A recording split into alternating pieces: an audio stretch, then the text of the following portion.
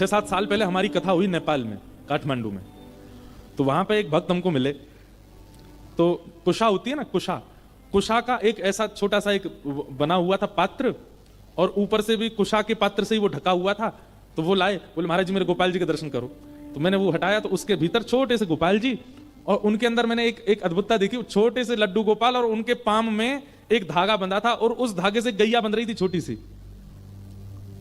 मैंने कि भैया भगत जी इधर आओ, ये क्या है?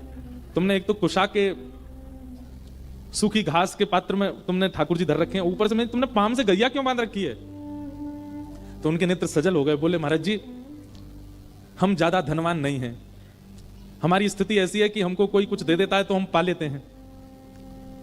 हमारे मन में ऐसा भाव आया कि हमारी स्थिति तो ऐसी कि 4-4 दिन तक भी कई बार भूखा रहना पड़ता है, पर ठाकुर जी से हमारा बहुत प्रेम है, ठाकुर जी की हम बहुत सेवा करते हैं, पर इनको राग भोग श्रृंगार 3 चीजें प्रिय, हम इनका भोग नहीं लगा पाते।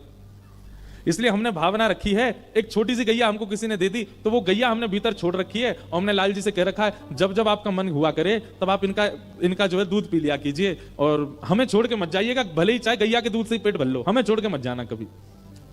और वो क्या बोले पता है आपको? सुन के आश्चर्य होगा। बोले महाराज जी ठाकुर जी के लिए भोग तो मैं रोज नहीं लगा पाता, पर रोज थोड़ी बहुत घास तोड़ करके गैया के सामने डाल देता हूं भीतर। मैंने क्यों? बोले गैया पालेगी तो दूध बनेगा, ठाकुर जी दूध पी लिया करेंगे। मैंने कहा भैया तेरी भावना।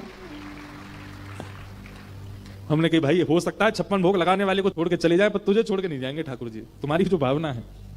नेक्स्ट इसी धातु की गैया को घास खिलाते ताकि गैया का दूध बने, ठाकुर जी पी ले, और पांव से इसलिए बांध रखी कहीं गैया नहीं भाग जाए, कहीं गैया भाग गई ठाकुर जी भूखे रह गए तो ठाकुर जी भी चले जाएंगे। भाव के वश में है भगवान।